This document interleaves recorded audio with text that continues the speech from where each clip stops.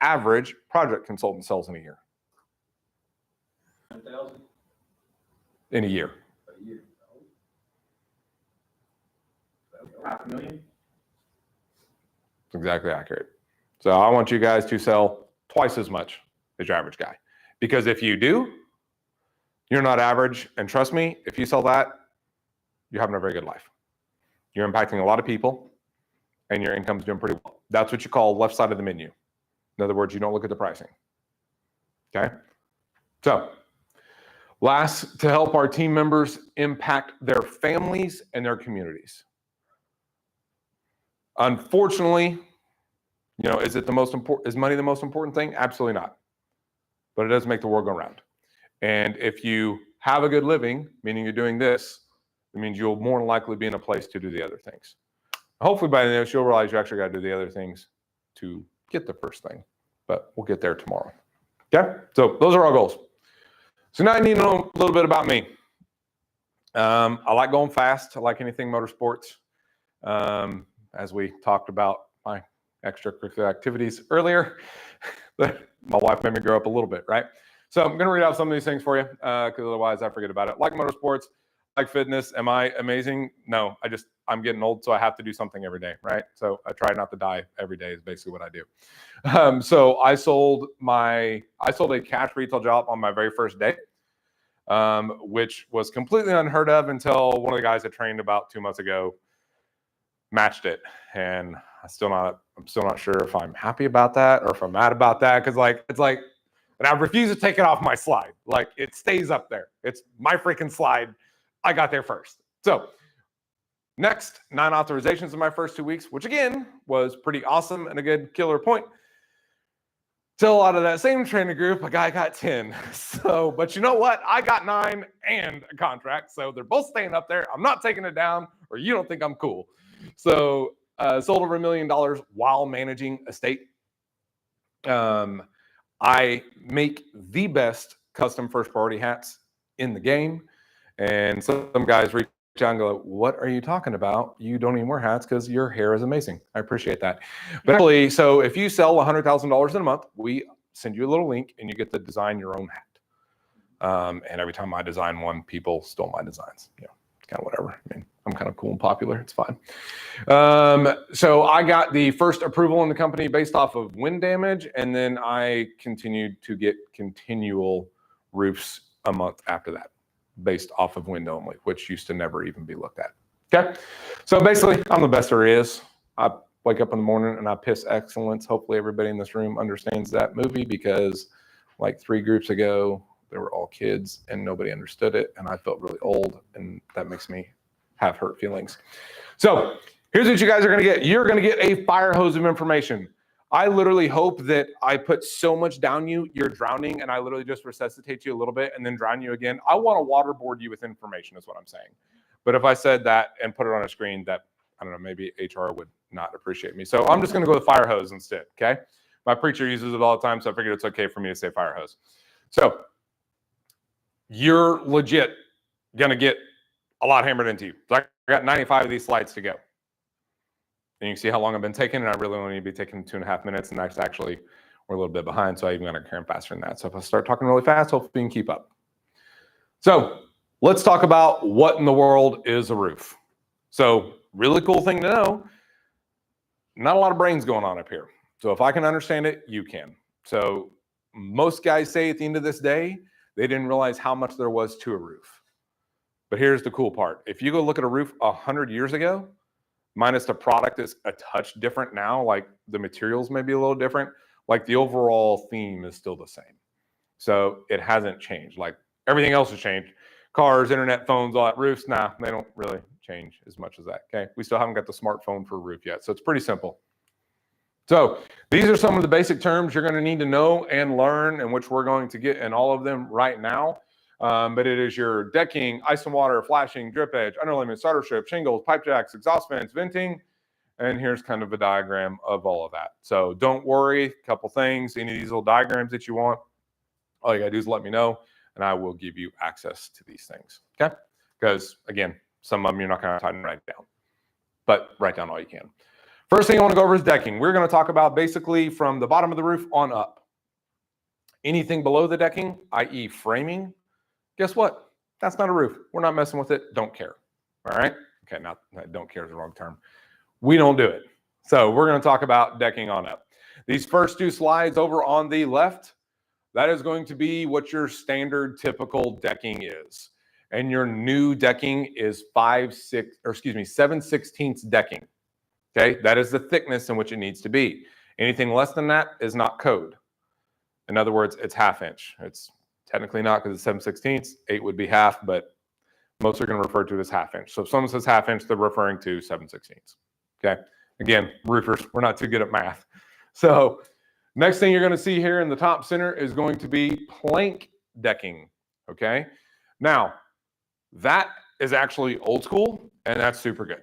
Like if houses are still built with that, I'd be a happier guy, but they're not because it costs more and takes more time. So like all things, try to mitigate that when it comes to building a home, right? So now we're on OSB. However, if you see this, this is space decking. So it's plank / board decking, whatever you want to call it, but it's got space in between. This is not good.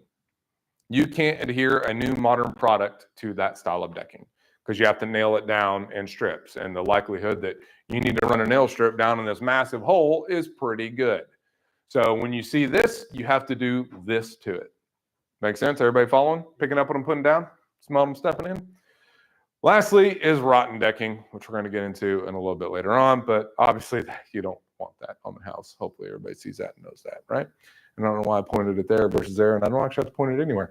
So ice and water, this is a big thing that a lot of folks don't know about. Colorado specifically, you're going to know all about it because it's code there, but if you're here in Oklahoma, much like our construction, there you are, we build roofs not so good. Our codes are pathetic. So as where ice and water is a code pretty much everywhere but Oklahoma, here it's not. So you're actually going to not see a lot of this. Everybody else will see a ton of it, okay? What ice and water is, it's basically like a thick membrane that goes in all your penetrations and your valleys. Don't worry, we'll learn what penetrations are in a minute. But it's kind of like a sticky adhering substance. If you look at the way these guys are like trying to touch it without touching it, if you touch that, you're going to be fly on fly paper. You ain't going nowhere, so don't touch it. It is meant to protect you from ice and water. Because where you have a valley here, where these 2 points come to an end, do you think that decking is going to be watertight? Absolutely not.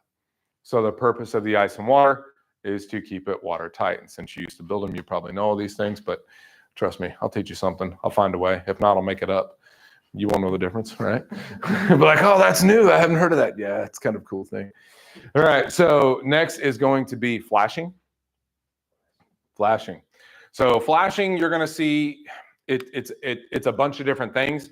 If you see metal on the roof, it's a type of flashing, more or less. Okay. Now, flashing, say on a chimney that is brick or stone, you're going to see the flashing on the outside of that. Versus and the best way I could find it where you can actually see what it was is on a diagram here. If they have siding or vinyl or anything basically not brick, you're not going to see it because it's meant to go behind it. Does that make sense to everybody? So all you'll see of it is a small little sliver in between. And sometimes not even that because people run the siding all the way down to the roof, which actually you're not supposed to do. Okay, and then here is an example of what the flashing is like as he's running it across the front of a dormer. And in this case, you'll see all this will get covered up, but you'll see this big part right there. Flashing is a common leak point, which again, we're going to get into. Drip edge. Here's one of those deals, and most guys don't even know what drip edge is, even in places where it's code, which, once again, Oklahoma, because we don't care about our roofs apparently. It is not code. For everywhere else, it's going to be code. What drip edge is, it's meant to protect you from leaks, which is like up north where you have ice and water that builds up all the time. You will get a leak without it. Here, the biggest thing it's going to do is just going to help your fascia last a lot longer. Okay, and what it is drip edge goes right on top of your fascia, right underneath the shingles. Okay, and just something to note, and I should have started with this: everything that we go through, roofs by nature, they leak. Like everything about them is to just layer it up and make it as waterproof as possible. Any one thing on its own, they would leak. They just would. So everything on here, know that the purpose of everything is to prevent a leak. So if it's a product I go over, it's meant to prevent a leak. So that way I don't have to keep saying that. But your drip edge, other than just keeping you from having a leak on wind-driven rain, it's actually going to make your fascia last longer. And if you want to be like, well, how's that? If you look at this picture here, if this metal fascia wasn't here, all of this moisture and wetness would just be chilling on the wood, which guess what? Rots. Make sense? Okay, fantastic. You guys are doing awesome. Next is underlayment. Now, there's going to be a couple different terms for this. Synthetic underlayment, but however, do not think the same term is felt. Does anybody know the difference between felt and underlayment? Underlayment is waterproof, felt is not waterproof. Ah, very nice. Yeah, so, which I guess I have heard some people say felt underlayment, but basically, felt is the old paper kind of stuff, right? It almost looks like construction paper, and it just absorbs water, versus this is water wicking, okay? And if you guys have ever driven by a place that just had a bunch of wind damage, you'll see these things like pinned up over the top of the shingles. That's because it keeps water from getting in. So it does a very good job. And it's also thinner. So it holds out water better than felt does. It's thinner, so it also helps insulation better. Make sense? And I say that because we will never use paper underlayment. Large majority of the roofers don't. I've still seen a very few roofs here and there use felt underlayment, but it's virtually unseen anymore because the cost difference is just, yeah, anyways. Starter strip. Now, this is the thing that every house has to have. Most guys don't actually understand the purpose of it, so I want you to understand the purpose of it. So we're going to get into this later, but as you'll see, the way shingles go, like a shingle by itself is not worth anything. Shingles are like a link in the chain. They've got to work together. So if a shingle can't get nailed into another shingle and stick to another shingle, it ain't going to make it.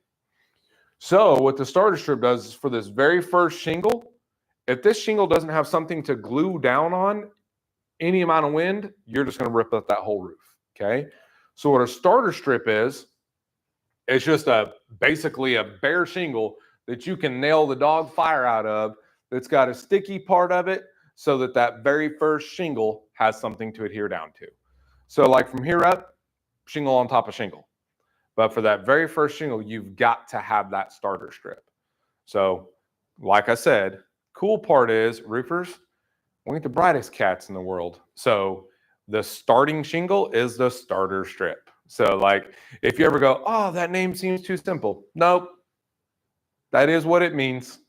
Don't overthink it. In some cases, like in this one here, this is a starter roll. We don't use starter rolls. We use starter shingles. Okay. Make sense? Everybody picking up what I'm putting down? So we're going to get into a little bit about the shingle itself as well as the shingle we carry, but we're not going to get super in depth into that part just yet. So your shingles, there are a couple different kinds of shingles. This is going to be our entry-level shingle. Our main product is going to be a GAF Timberline HDZ. Okay. We are a GAF Master Elite company. Probably like, what is that? Good question. Glad you asked me. Only 1% of contractors are actually able to be GAF Master Elite. So does that mean nobody else is? No, there's others, but there's very few. Make sense? Do I have any questions so far? What makes us GAF Master Elite? Lots of things. And I don't know the specifics on what does and doesn't qualify, but what I can tell you, how long you've been in business is part of it, how many roofs you do is a part of it, what kind of roofs you build is part of it, your customer satisfaction. Again, the exact numbers that they ask for, I don't know. I just know those are the things they look for, and we meet them all. So shingles in themselves, right? So we're going to talk about architectural shingles. We'll get into 3 tabs here in a little bit. We don't ever touch 3 tabs, so I'm not really going to tell you much about them other than what you need to know for problems, because we don't sell them. That's like blow the belt. We just don't do it, okay? There's actually 4 products from GAF below our beginning product. And this is our beginning product, which means, like I said, it equates to about like 85% of what we sell, I think. I don't know how accurate that number is, to be honest. So a shingle by itself virtually means nothing, okay? So the nail strip is one of the keys of all shingles, okay? And to a former installer, how many nails do you need in each shingle? We did 5, sometimes 6. 6 is what we use. Yeah, you upset me so bad with that answer. I spilled water on myself. I've never done that before until you just said that. I'm obviously too good for that. No, we're going to use 6. So some shingles, and as a matter of fact, this shingle actually only does require 5, but we require 6. Okay, ain't nothing wrong with overdoing it. Trust me, we never don't order enough shingles for a build. They have or enough nails for a build. Dadgummit. So they have more than enough nails to run 6. So your nail strip as it enters here. But then also, when that other shingle lays over the top of it, and you run that nail strip through, you're also putting another 6 at the top. Does that make sense, everybody? So essentially, every shingle has, very nice. And then this part right here, the little glue-looking part, made to glue down right onto that strip of the other shingle, okay? They're made to be interlocking systems. Now, that you'll see that they're kind of highlighting on this. A nail strip is very key to a shingle's success from a win rating perspective to how long it lasts, et cetera, right? And everybody has a different way they want to go about it, all your different manufacturers, okay? Gaff is the manufacturer that created a laminate, architectural, whatever kind of dimensional. It's got a million different words for it, like soda or pop, right? They created this style of shingle, so they like to think that their strip is the best, and it definitely is pretty good. So what a lot of manufacturers do, where they take basically this piece here is just like 2 pieces glued together. Well, they don't just glue it together. They also run this little rivet type press design thing that makes it stick better. You want me to get super technical about it? I can't. Again, I just have pretty hair. I know enough to know what works. Once I understand how it works, I don't need to get in the super nitty gritty. If you want those things, I am not your guy. And the next thing, it's going to be really, really, really, really, really, really, really crucial to a shingle. And aside from that, the ins and outs of it, once again, can't tell you, that's going to be the granules. Okay. The granules are the largest majority of what protect your shingle. So it's like paint on a car. It gives you your color, but then also protects it. We all know how well a car would last if it had no paint on it, right? Like if you just drove that sucker down the road, even on a wet, rainy day, that thing's gonna rust away in a big heartbeat, right? Without those granules, a roof can't shed water, it can't shed heat. Like those granules are massively important, okay? We're gonna get into it here in a little bit, but basically they came up with a new granule design, laser, diamond, something, I don't know. They do something really cool with it, supposedly have really good granules, okay? Again, you want technical stuff? Asking the wrong guy. So here's something that I kind of got but didn't get, and you're going to need to get it, got it, to understand how to do this better, right? Pipe jacks, pipe jack boots, exhaust vents, et cetera, et cetera.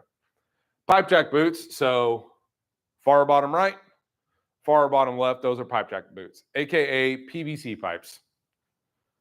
Does anybody want to take a guess at what those things do? Anybody? Ventilation? Ventilation for? The attic. Negative. I like the ventilation. Bathroom? Plumbing. These are ventilation for plumbing. So typically speaking, a room that has plumbing in it is going to have a pipe jack. Typically speaking. It depends. So if you got like 5 rooms of plumbing, you could have 6 pipe jack boots or 1 pipe jack boot. But typically speaking, if you got plumbing, you're going to have a vent for it, okay? And that literally is just to vent it. Even if you're like, oh, well, for the toilet, I get it. No, no, no. If you didn't vent even your sink, you would be surprised at how stank that thing will get, okay? So that literally keeps it from smelling. It's purpose. And in the summertime, don't get too close to them. So ask me how I know. Next is going to be exhaust vents. You're going to have a million different kind of exhaust vents. Okay, you got them for your HVAC unit. you got them for your water heaters, and there's 1,000 different looking ones, okay? Don't be that guy that pretends you know what exhaust vent you're looking at. You don't, unless you've been inside and you know exactly where the water heater or the, like, you don't know. All you need to know is it's an exhaust vent. How do you know? Because it's got metal all the way around it versus some rubber. So pretty simple. If it's got PVC pipe, it's a pipe jack vent. If it's got metal around it, it's an exhaust vent. And then there's some dryer vents, but we'll get into that in a little bit. Because dryer vents aren't always on the roof. Sometimes on the side of the house. Everybody follow? So good so far? Okay. Now, venting of the attic. There we go, right? So this is something that we are realizing as a roofing industry, we as in like the roofing industry, not just us. Venting on homes has been absolute garbage for eons, okay? It is nowhere near good enough. And again, this is kind of a new thing. So what do you think the main reason for venting a roof is? Heat. Heat, correct. Anybody else? Expanding and contraction of the actual house. Correct. It does help that. Heating and cooling. There you go. So as a roofer, I should tell you, if you vent your roof properly, it's going to last longer, which is a true statement. Nobody cares. What matters is if you vent it properly, your house is going to be able to cool better, aka cheaper electric bills. And it's also less strain on your system. So though for years we've been pumping out soffit vents all the way around that thing, we'll take an average house of 35 squares and put 2 vents on it. How many vents do you think a 35 square roof should? 6. Depending on its design, 6. On a 35 square roof right now on anything current, about 5 years ago, you're gonna see 2 vents on that thing. So right off the bat, a benefit you have of knowing this, that gives you a selling point to start letting them know of a problem they have that they don't even know that they have, but then also get an upgrade in there, okay? We are going to vent roofs better than where they currently are. I mean, almost every house we leave is gonna have their venting unless they just absolutely refuse, right? So let's talk about your main kind of vents. Now, there are going to be more vents than this. I'm just going to talk about the ones you're going to see more often than not, okay? This one here, and this is going to be one of those things that has a million different names. This specifically is a 750 slant back vent, also known as a box vent, a turtle vent. Like all of them, honestly, each one does mean a different style of vent. They are a little bit different. For the most part, if you see that, if someone says slant back, turtle vent, box vent, like that's what they're referring to. A box of some sort that has a vent. And roofers, don't overthink it. Next is ridge venting, okay? When you see this ridge go across the top. So that's what a ridge looks like without. That's what a ridge looks like that's vented, okay? Big old piece of black plastic running all the way across. Oh, it's not plastic, but. And also, your note for extra credit later on when I ask, ridge vent is the best form of venting, if applicable, in my opinion. And when I say my opinion, I mean correct. So you can have a different one, that's fine, you just happen to be wrong. So some guys, like that I'll get into now for specifics, what about powered venting or solar venting? Or yes, when they work, they are better. However, myself personally, I've never seen one last longer than 5 years. You're talking, you pay on average $1,200 a pop for those things. It don't last longer than 5 years. I'm out. But then also from my HVAC buddy, who is one of the best in the state, it actually creates negative pressure for your HVAC system and can destroy the efficiency of your home's cooling. So they vent too much. No, a power vent. So that's why I say ridge vent is the best design, because it can't ever break and it doesn't overvent. So it vents it as much as it can, but it doesn't force air out of it. So that's why I say it's the best. You'll have some other guys tell you, no, power venting. They're wrong. You can look at them dead in their eyes and say, I have a guy who's more athletic than you that trained me, ridge vents better. Appreciate you calling me athletic. So next is turbine vents, whirly birds, a million different names. If it looks like this and it makes sense that they're describing a spinny kind of vent, there you go. I've heard it called many different things. So again, think about it. You're talking about roofers. We don't get over complex with our definitions. These things are horrific. If you see them, we will not go back to these. We'll replace these with these. Why? Good question. Glad you asked me. Because these don't fail. When you put them up there, they're good. These here actually take frequent maintenance. You're actually supposed to get up there and grease those things once a year, which nobody does. And by the look you gave me, like, I ain't never heard of that. Nope. And if you're like an older individual and you have a steep roof, I'm not going to tell you to go climb up there to grease it. And you're not going to pay me a ridiculous amount of money to do it either. That's why you'll see a lot of these things. If they're spinning, they're working. If they're not spinning, they flat don't work. And you'll see a lot of them not spinning. Or if you guys ever in the summertime, wintertime, heard a house like it sounds like it's got a at the top. Yeah. Had that on mine one year because that's the kind we had before we replaced our roof, and the ice came, and like as it started to melt, oh my gosh, the sound it made, I almost couldn't turn my stereo up loud enough. I said almost. I have a good system. It got up loud enough, I promise you. Okay. So the way airflow works, the way venting works, it enters through your soffit.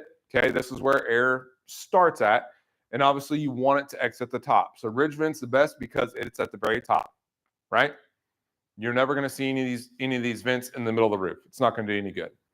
So you need good soffit venting. So as you're walking around a house, you're looking in the soffit. You've seen those things that look like, you know how you used to have floor air conditioners? Okay, you guys might remember when there used to be floor air conditioners, right? So it looks like upside down. That's what that is. Or on some older homes, you're going to see gable venting, like when they just got those two big vents in the side. I mean, that's okay, but it's kind of like, okay, so you have hot air coming in to get the hot, but like the rest of this here doesn't vent, right? So you want to have some good soffit venting. Make sense? All picking it up? Fantastic. You guys are amazing. So for a recap, and if it's on here, you might want to write it down. These are your common roofing terms. Your ridge. So when you're looking, this particular diagram has two ridges on it, okay? You have your main ridge right across the top here, okay? Then you have another one right here. That's going to be your ridge on this particular roof. Next is going to be your valley, which is right in here. So a valley is anywhere where two slopes come together. Now in this particular diagram here, and that's why I chose this one, it has a metal valley channel. Now, this comes back to an opinion thing. In my opinion, the metal valley is the best looking kind of valley. It really is. I think it's beautiful. However, it's total garbage from a functionality standpoint compared to what we will do is we're going to do a valley like this. One, you're going to have your ice and water underneath it like we already talked about, but we're going to, stand over here so you can actually see it, we're going to overlap. So this slope, we're going to tie these shingles all the way in to at least 12 inches, and then we'll overlap it here and we'll cut this line. So when you do that, once again, nothing on a roof in itself is completely entirely leak proof. So the more you just stack up other components, the better. So from a functional standpoint, this is the best style of valley you can get. From a pretty standpoint, it would be this, okay? So if someone wants to go back to that, just let them know, cool, I'm going to put ice and water underneath it, but I would prefer not to. So like in our Dallas area, they're like almost everything's metal valley in the Dallas area. It's just the design of it. It's the way they like it, right? So agree with it from a pretty standpoint, disagree with it from a functional side. So next is going to be your rake and your eave. I say these are two different things, but I tie them in together. Your eave is going to basically be, if a gutter can hang on it, that's your eave. A rake, which is this point here, think of it this way. You can't hang a gutter there. And if you've ever seen someone hang a gutter on a rake, you've seen something I've never seen, and somebody is really, really not good at home improvement things. Okay, so if you can put a gutter on it, it's an eave. If you can't, it's a rake. It's kind of the way I learned it anyway. So whether my little things work for you or not, I leave it to you. So next, soffit, and it's kind of a bad drawing of it, but this would be a better drawing. This would be your soffit right here. Okay. Then your fascia. This here is your fascia. Well, I'll give you another example. This is your fascia board. Okay. And it comes in all sorts. You can have vinyl siding, wood, hardy board, metal, all sorts of different styles of fascia, but that's your general style of fascia. And then pitch, you're going to hear a lot about this. So a 10-12 pitch is what you would start to consider steep. At least that's what I start to consider steep. Some guys consider steep like at 6. I won't say what I call those guys, but I consider it at 10 because in our area, like that's almost common, right? You go out to Colorado, they have a bunch of 2-story entries, which we don't have, thankfully, but their roof, like a steep roof, is a 6. Okay. So in my opinion, a steep roof doesn't happen until 10. Technically speaking, it's anything over a 7. That's where steep roof charges start anyway. But if it's over a 10, that's when you need to be like, okay, before I get on this, let me plan out my day a little bit better. Let me make sure that ladder's set a little gooder. Let me make sure maybe I get on my cougar paws. Maybe I just have on the Vans, whatever the case may be, right? So, and what that means in technical terms, so you know, for every 12 inches, the roof goes horizontal, it's 10 inches vertical. Make sense? So I have seen a 24-12 before, which basically means it was a wall. So it was a wall. You ain't walking on that one. So, but 10-12, again, my opinion. OSB, that's your decking. Okay. If someone says OSB or decking, they're saying the same thing. Chimney flue cap. This is something you're going to see on a ton of insurance paperwork, but we're virtually never going to do. Okay. Because it's just like you think about it. It's all the way up here. And you're going to see on an insurance paperwork, like if you have a hailed roof, because it's going to have hail dings in it, right? But unless your homeowner is 50 feet tall and looks down at their 30-foot chimney, they're never going to see it. And it's one of those things, why would you take something apart and potentially cause a problem? You don't want to do that, okay? If they absolutely want us to, okay. But otherwise, we're just going to take that insurance money and give it back to them. Like, there's no point in touching that, okay? So very rarely have we done that. Hip, last part of your roof design, is going to be these guys right here. So that's your ridge. This is a slope. This little spot right here is a hip. Make sense? Does anybody have any questions on anything we've gone over so far before I move on? Nope. All moving and grooving? Fire away. What do you got? What's that? Is the hip like the little corner? Yeah, it's a rounded corner. So on that diagram, far left-hand side, it's got looks 2 little triangles, or 1 triangle, 2 sides making a triangle.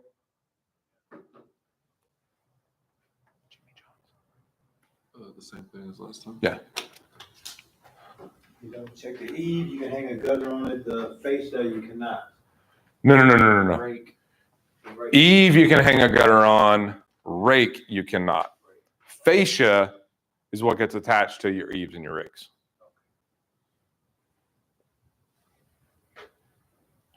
Anybody else got any questions? Mark, you got any questions? Sure. No? Okay. These slides, will you be able to email us? Mm-hmm. That's fact, Jack. All right. So you may be thinking, why in the world did I just go over that? It was boring. I was falling asleep. Can you tell me a reason I know this? Absolutely, I can. 1, because I said so. Okay. And just so you know, Angel, I don't know how it comes across screen. I'm huge. Okay. I'm like 6'3", 260 pounds. So that, because I said so, is a very intimidating thing for you to hear. Guys in the room, back me up, right? Yep. See, they agree. Yeah. See, they're all good. Yeah. I appreciate it. There you go. So, no, but in all actuality, when you know these things, you can look at it and tell, do they actually need a dang roof? Now, what do I mean by that? Most roofers get on a roof and they do what? Start chalking it up. Start chalking it up. Why are they chalking it up? To make it look like it's so much damage on it. That means money, right? Most roofers just get up there. Where's my commission check? I don't care. I don't care if it's an insurance job, if it's a cash job. I don't care. First, does it need a roof? Period. And if you don't know everything we went over, I'm sorry, you don't know that. Unless maybe you've already done it, maybe you already do, right? So, but most roofers don't know. Like I said, I was one of the first one, or was the first one in this company to start getting roofs approved off of wind. Like most guys, I'm not going to go chase wind claims, too hard, or they didn't know enough about it. Well, I have guys chase wind storms all the time now. Okay, so you need to know. Second, the more you know, the more you sell. Like I said, for me personally, when I started knocking on doors, like I'm the kind of guy, I'm a pretty decent sales guy, like naturally, but I have to know and believe in what I'm doing, or I'm literally the worst you'll ever see. Like, it's real bad. So until I had the belief that when I knocked on your door, I could help you better than anybody else you're going to come across, I actually wasn't very good. Like, I have to have that for me to be good. And once I have that, you can't touch me. So I believe that everybody is like that to an extent, whether you realize it or not. Just my opinion. Nick Saban probably couldn't be the coach that he is if he had no clue about football. Just my guess, right? So, does everybody know who Nick Saban is, by the way? I mean, I know he just retired and he's older, but I'm like, come on, I'm an OU fan. I'm not a Bama guy, but golly, I know Saban. Jiminy Christmas, guys. So, you actually know what you're talking about. Shocker, right? You're not doing what I did for the first little bit and just going, I'm going to make this up real gooder. Okay? You can actually give a confident recommendation. So in other words, you're not going to say things like, I think, or maybe. You're going to be like, bro, this is what's happening. Like if you went to a doctor and he said, I think I could have a good surgery on your shoulder. I don't know. It's my first time. You'd probably be like, yeah, I'm going to go grab me a veteran. You know what I mean? You can operate on some other guy, not me. You can actually find a leak. I can't tell you how many times before I'd witnessed enough of them. I'm like, well, I guess I'm going to take a guess at what I think this is, right? Like, once again, people have actual problems. You actually get to know how to sell the problems. Okay? But another way to put it, because I said so. All right? Leaks. Leaks. 99% of the homeowners, if they don't have a leak, they don't have a problem. Now, is that true? No, it's not true. It's absolutely not true. But homeowners 100% think that. Like, they don't be aware that they think that, but subconsciously, they absolutely think that. Does that make sense? So, we're going to talk about where they come from, what causes them, and how you find them. So, these are going to be the most common points of leaks. So, when you hear me say penetrations, let's ask the former roofer, but now a roofer again. What do I mean by penetrations? What are penetrations? Where the water squeaks through, even if it's like you have your like synthetic felt or synthetic paper, wherever it like gets through, like cracks, anything. Okay. So in other words, penetrations are all the things I have listed right below it. So valleys, pipe jacks, flashings, eaves, and edges. So a roofing system, like we talked about before, everything on a roofing system is to prevent leaks, like period. That's its design. So you just have to tie into things as many ways as you can.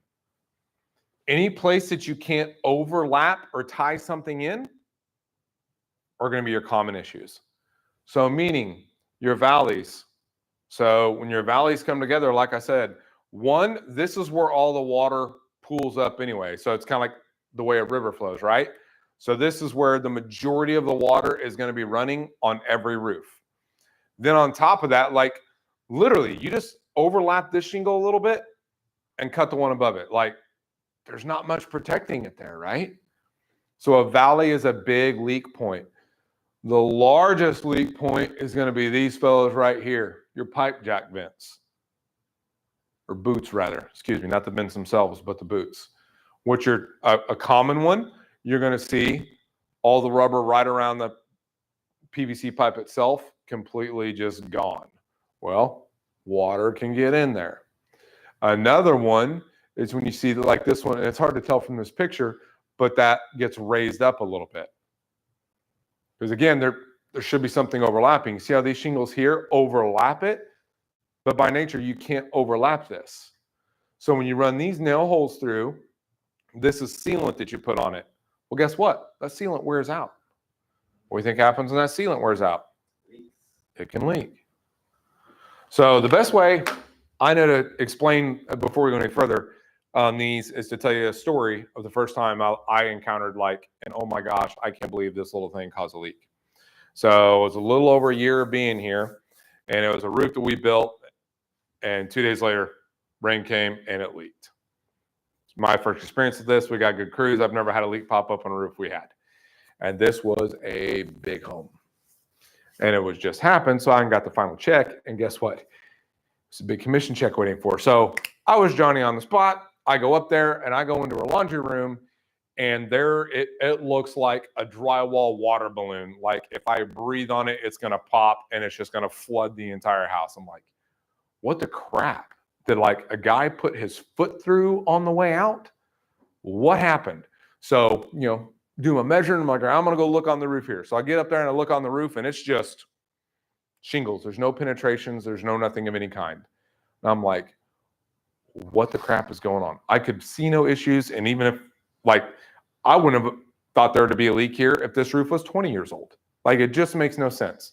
So I call up the guy, I call up our project lead, and I'm like, hey man, we need to come do a water intrusion test and need your help.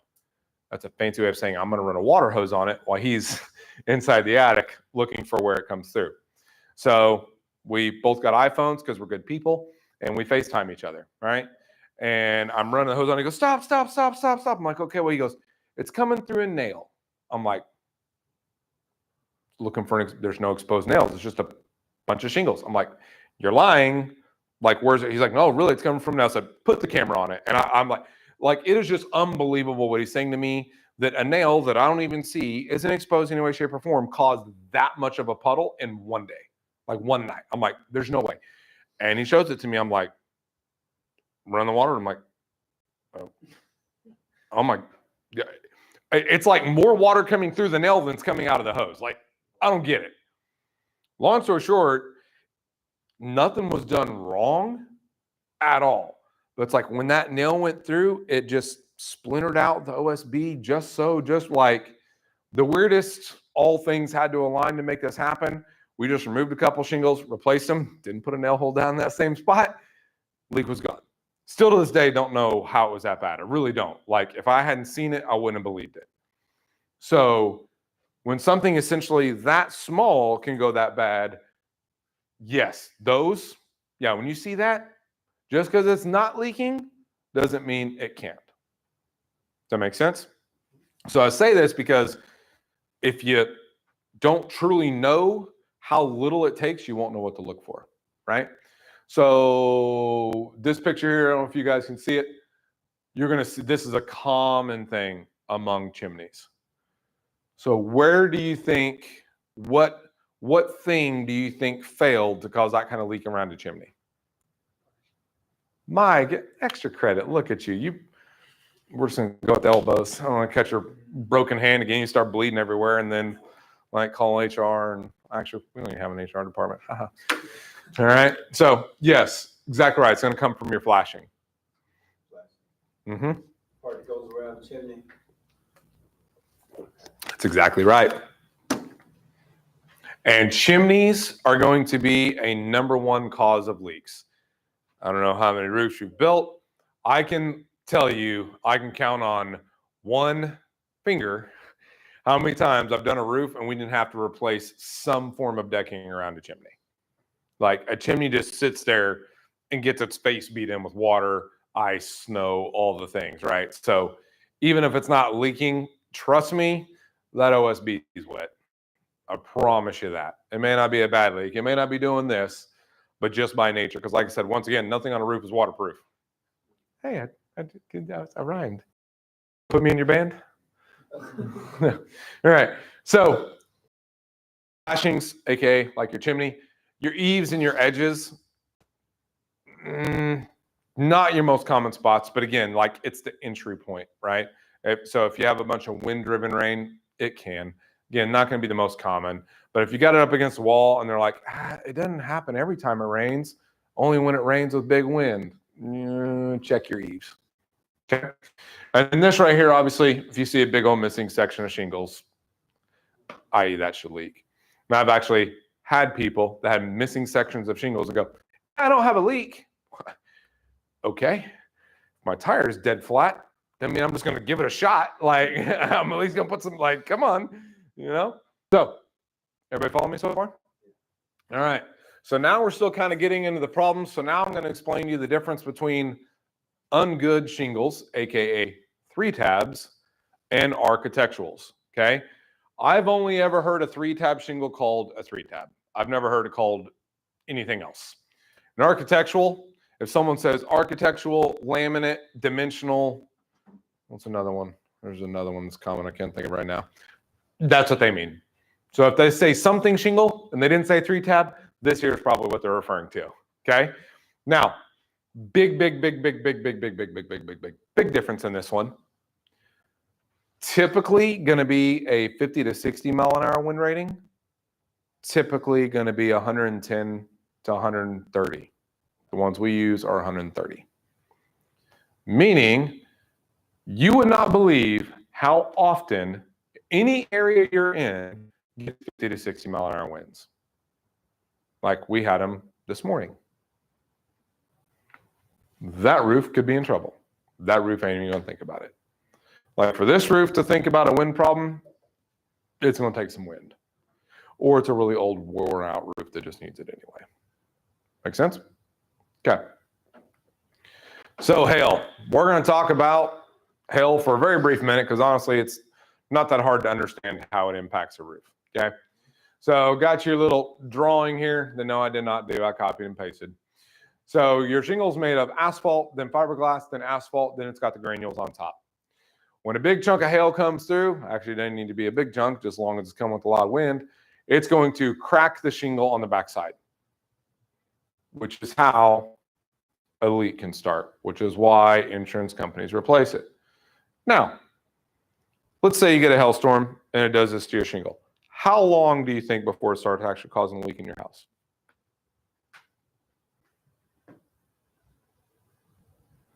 Give me a good guess. Could be almost immediately, maybe. Almost never immediately. It's almost always going to be like 3 to 5 years. Wow.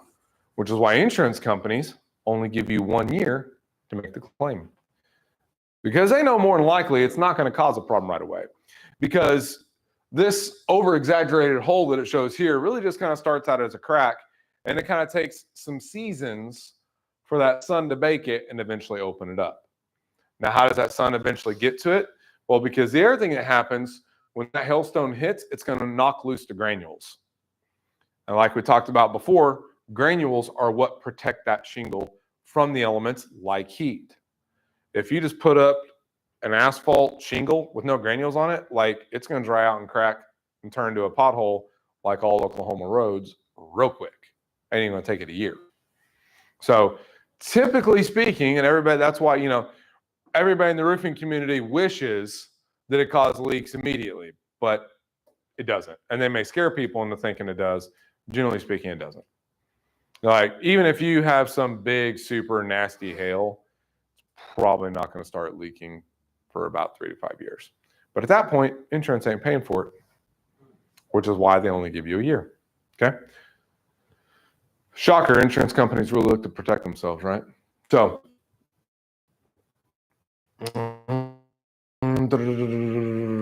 all make sense? Okay, going on to the next one.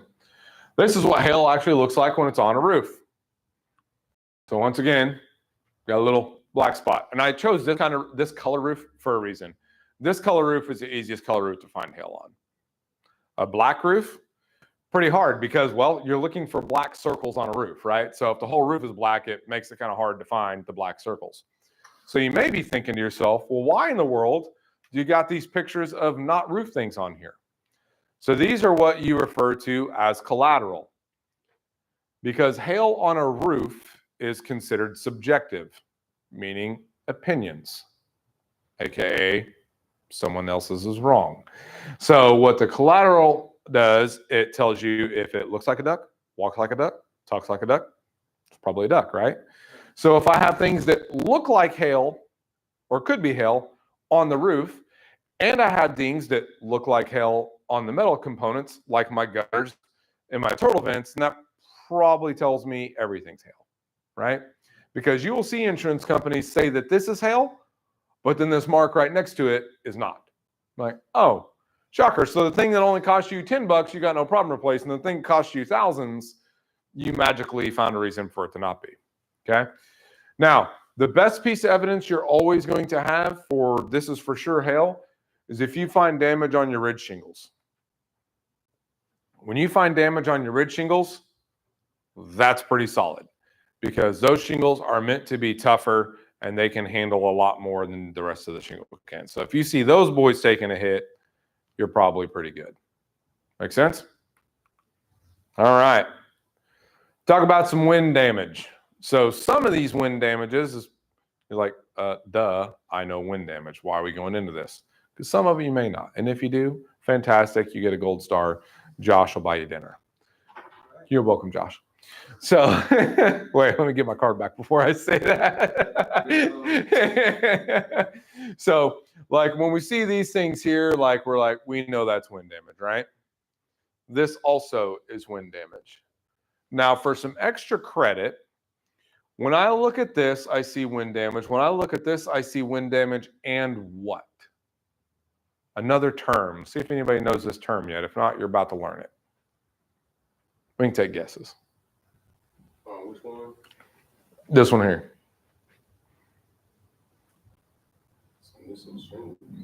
Yeah. It's going to tell me that this shingle is also brittle. Okay?